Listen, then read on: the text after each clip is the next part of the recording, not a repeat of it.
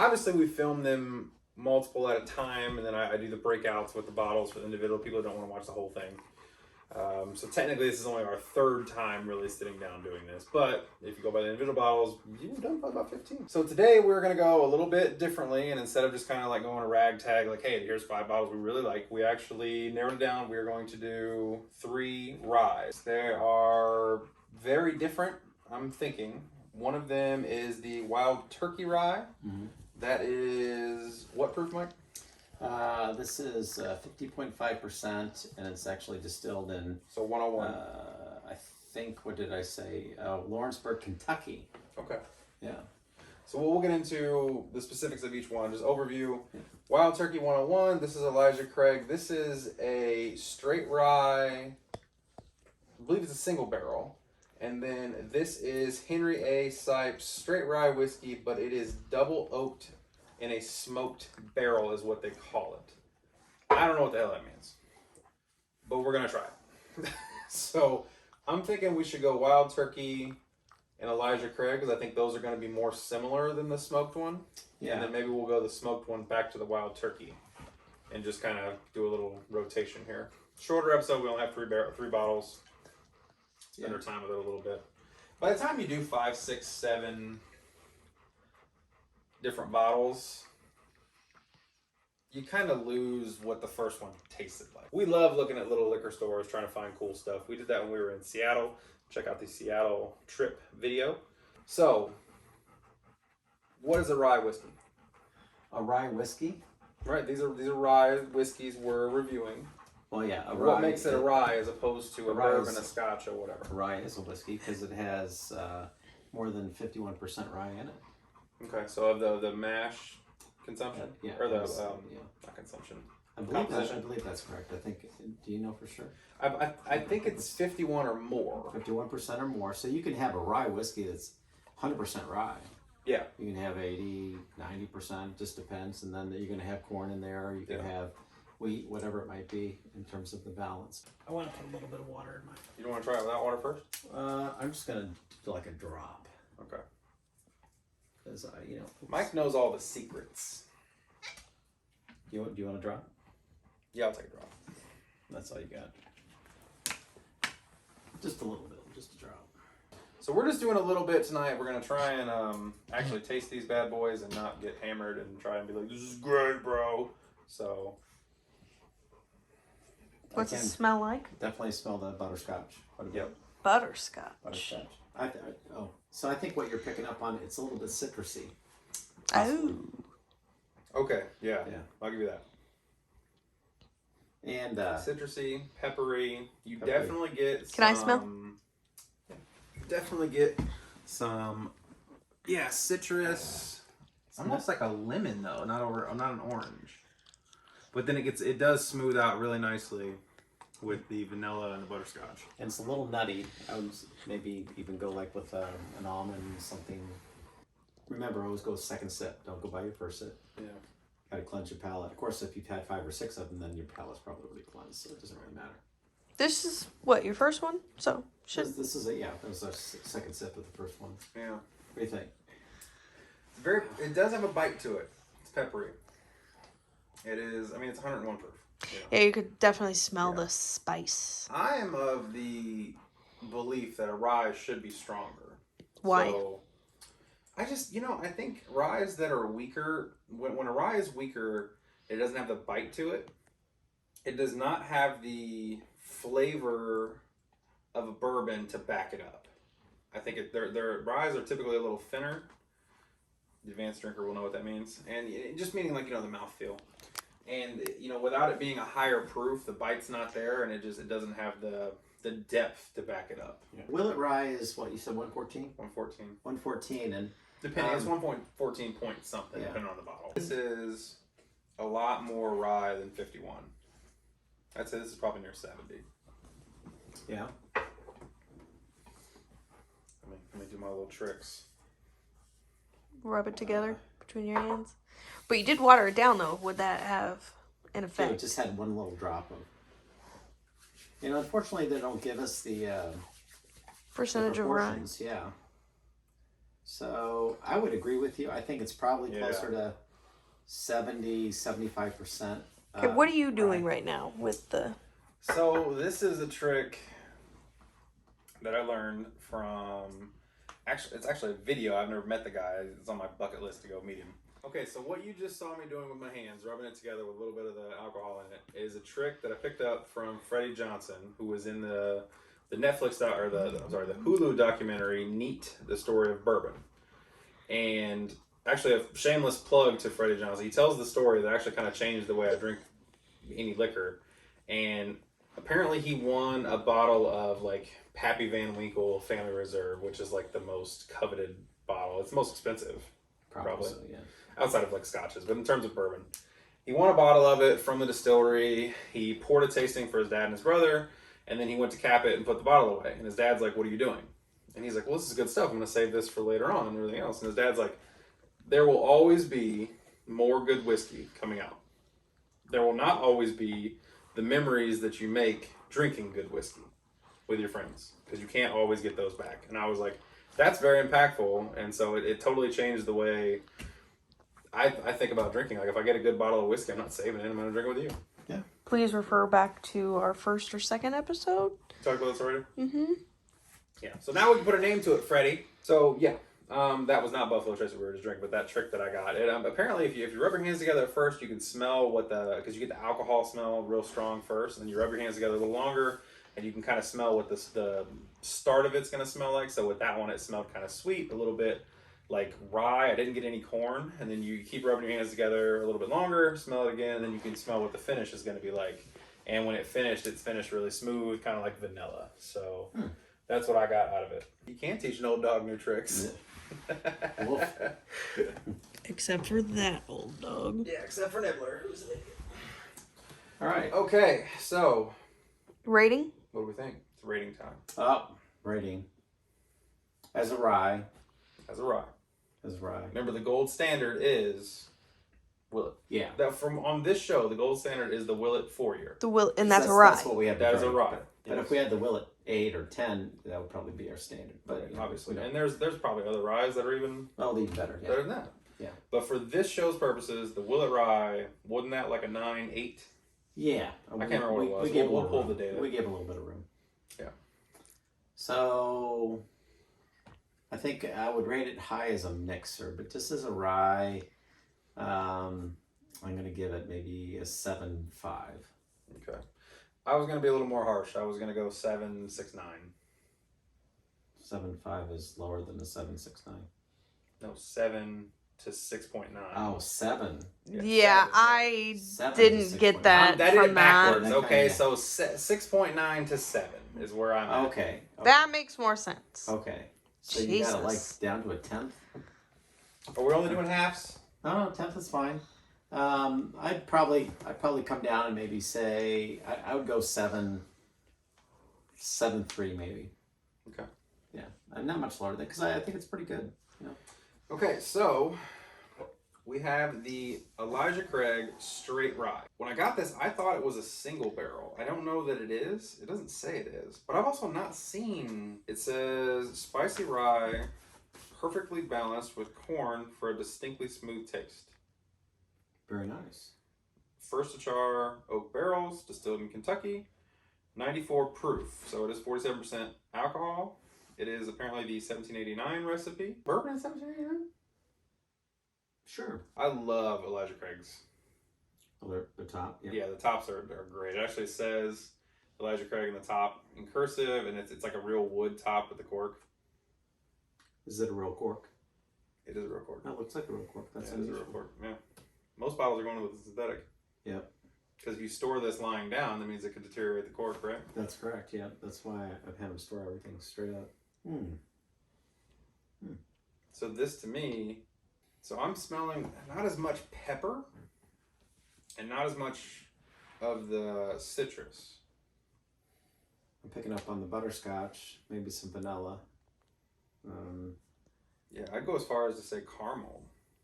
This one has, it hits you, it mellows out, chills in the middle, and comes back again at the end a bit. Yeah. This is very good. Yeah, it is very good. Yeah. It gets real dry in the middle, and then you taste at the end. You get just a tad sweet, but then you get. Do you get that all over about 1 second? Probably 2 or 3. Yeah. Yeah. Your first, I mean, you do get a little bit of bite, but I'd say versus the other one was kind of a pepper. This is sort of like a spice, if that makes sense. It's a little bit more flavorful. I don't know. It reminds you of like a pie that's got a lot of cinnamon. Excuse me. Yeah. Yeah. I like it. It's got a little bit of a. If it has a fruit in it, it's like a dull cherry or a dull, it's very faint. Yeah. Definitely, the smooth out part, the brown sugar, I definitely can pick up on. I was just gonna say that it's actually the smell you get is kind of that butterscotch, but it tastes very brown sugar molasses. Very smooth for a rye. Yeah, this is a great sipping rye. Yeah, I would not probably want to make a mixer out of this rye. I think it's a little complex to put into a mixed drink, and depending on what you add to the mixed drink, it could accentuate different parts of it, and you might end up with something that really doesn't taste good. So the ones that are really complex, it's good to kind of leave them alone. This would be good, like with a cigar. It's end of the night, evening kind of bourbon. This would not be good to drink kind of midday if you're going to cut the grass. I think it's a little warm. It's a little, this is more of a mellow type. This is a late evening, not a Saturday afternoon. Yeah. And you probably don't want to cut this. You don't want a piece of ice, maybe a drop of water just to open it up a little bit. But definitely not anything in there. Rating? Man, I was gonna say I don't have anything else to say, but this is just a damn good rye. All right. Where you at? As a rye, remember, gold standard is. Well, I did the first one first. You can do the second one first. Okay, I'm going to go on the evening. If you're watching the whole show, on the evening, I was a little bit more harsh. On a Wild Turkey, I was at 6.9 to 7-ish. On this one, I'm going to be a lot more generous. I would say I'm probably about 8.6. Yeah. That's generous. I was at a 7.3 on the Wild Turkey 101. You said 8.6? Yeah, 8.5, 8.6. 8.6 to be the top end. Yeah. Okay. I'd be more impressed with it if it was closer to 100 proof. Yeah, I'll give you that. Yeah, just a few more points there. I'd go with an 8.5 or 8.6 on this one. I liked it a lot more than the Wild Turkey. Yeah. I might be reacting and giving it a higher score just because I didn't care for the Wild Turkey as much. Yeah, so Whiskey Dog number 1 is out. Whiskey Dog number 2 is out, and Whiskey Dog number 3 is out. The kids can't hang. So tell me about this, because okay, I've never seen this before. I've been over to Hard Truth. I love that place. Their food's great. I met one of the owners actually. The dude who designed Busted Knuckle, Hard Truth, which is also Big Woods Brewing, which is also Quaffon beer. Quaffon, yeah. Yeah. Busted Knuckle is the reason I drink craft beer. Busted Knuckle is amazing. I met the guy who made Busted Knuckle. I told him, dude, I love Busted Knuckle. That's the reason I drink craft beer. He then said, that's amazing. And me and Lauren got hammered drunk at 10 a.m. at the little beer school tour that we did. In Little Nashville, in Indiana. And I was cutting it up with the guy, talking to him afterward. Oh, yeah, I love it, blah, blah, blah. Because at this point, I've had a couple. So everyone got like a little glass beer full. He filled like mine up like 4-1 for everyone else. So me and Lauren are just knocking these beers back. He then is like, oh yeah, our distillery is actually up and running. I was like, oh, that's cool. He's like, yeah, we're actually not selling it yet. He goes, you guys want to try it? And I'm like, yeah. That was that moonshine, right? Yeah. So we actually went into the distillery, me and Lauren, and tried the moonshine that they were making before anyone else had tried it publicly. Anyways, Hard Truth, I love their beers, so I immediately had to look at their bourbons and whiskeys whenever they started coming out with them. This is a rye, so I have that now too. And when I went to the liquor store that I went to, is called Red Barrel Liquors. It's in Mooresville, Indiana, so it's a little bit north of Martinsville, a little bit south of Indianapolis. And they were advertising the Schoonover 14 year. Right, Yeah, and when I went in, and the Schoonover 14 year, I was going to get the maple, and that is a $250 bottle. Okay, my question about that is, when did they start making whiskey? Like, not too long ago. They bought a 14-year bourbon. From where? From undisclosed. I don't know. That's not cool. Yeah, no, I'm not. Yeah. And not only that, they bought a 14-year and then re-aged it in maple and different flavored barrels. Oh. Which for me is blasphemy. Yeah, it is. That is. Yeah. First of all, yeah. Like you're ruining a good whiskey. Okay, so I went to the liquor store. I am there to buy the $250 bottle. I am there. I'm looking around the shelves. He disappeared for probably 20 minutes and left me in the car in a shady part of town by myself. There was a gun in the car. Still left me. I thought he died in there. She shoots better than me. Don't let her lie. Anyways, I'm inside, cutting it up. The owner comes out. I'm looking at the bottles. He's like, "You interested in buying that?" I said, "I'm interested in it. I'm really thinking about it because I think if I spend $250 on this liquor, my wife's going to kill me." He then tells me, "Actually, I have a bottle open in my office. Do you want to try it first?" I said, "Absolutely." Right? Mm-hmm. So brings the bottle out, lets me try it. It was good.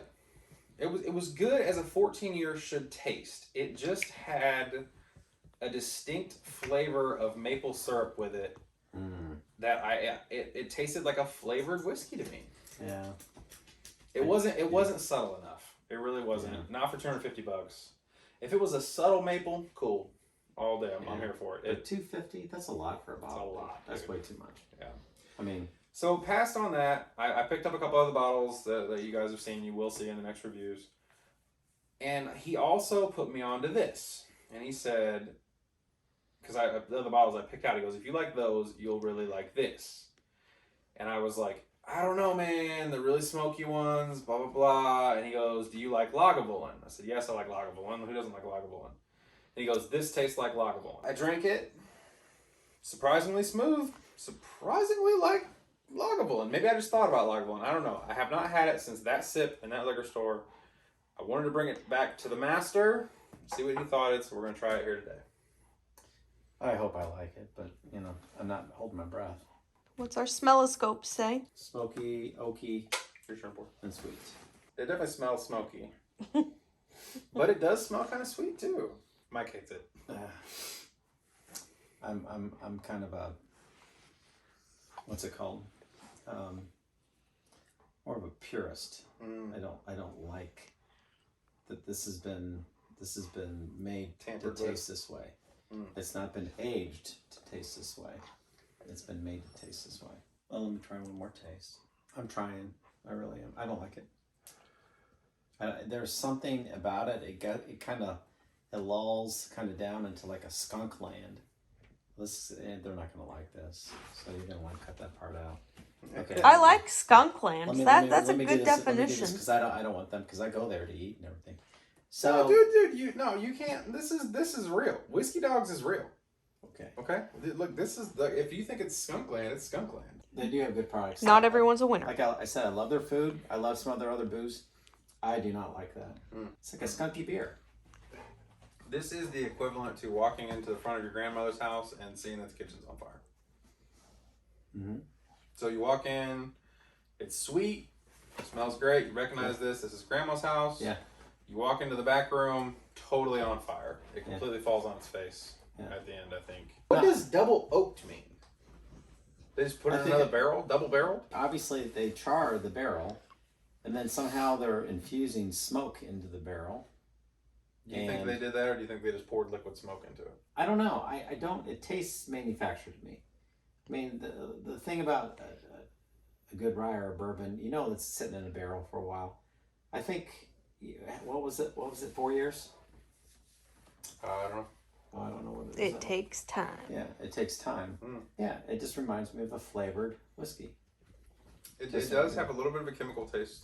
That's the first time I've ever heard you say chemical taste on any of them. Yeah. So there's That's typically why I don't like flavored whiskeys. Actually, there are flavored whiskeys that I like. Like the Jim Beam apple or the Jim Beam apple. I Crown like, Royal. Yeah, the Crown flavored ones. it's good, and then it just falls off the cliff.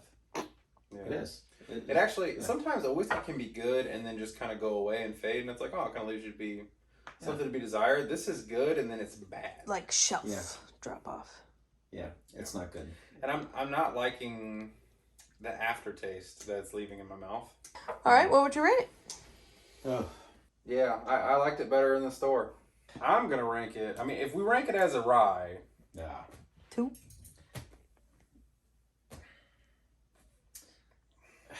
Maybe. I don't even know. I don't think I can actually rank it in good faith that okay, it's a 1. It's a 1. But I like their other stuff. I think their food's great. I love their places. I'm a big fan, but in terms of this rye, no. Big Sean. I want to go 1.5, 1.5. but I think it's just because I paid for it. No. I'll go 1.5 with you. Okay, 1.5. Because eventually we're gonna have something worse than this. Nibble was trying to get out of the room. That's how bad this is. It is. Yeah.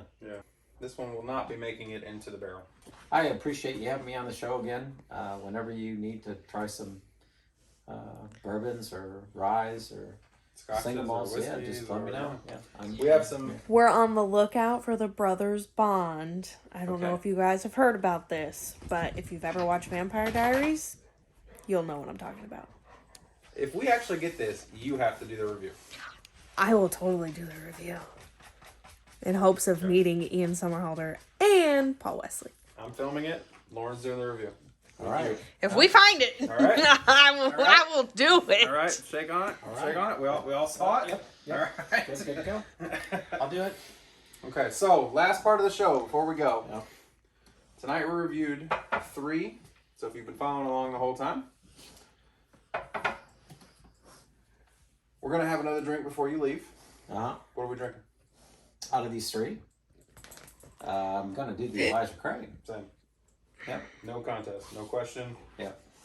That's what it is. But actually, what I'd rather do is go down and break open one of your Willet 4-year ryes. But I think I'll wait on that. So. I've only got a couple bottles, Mike, 9.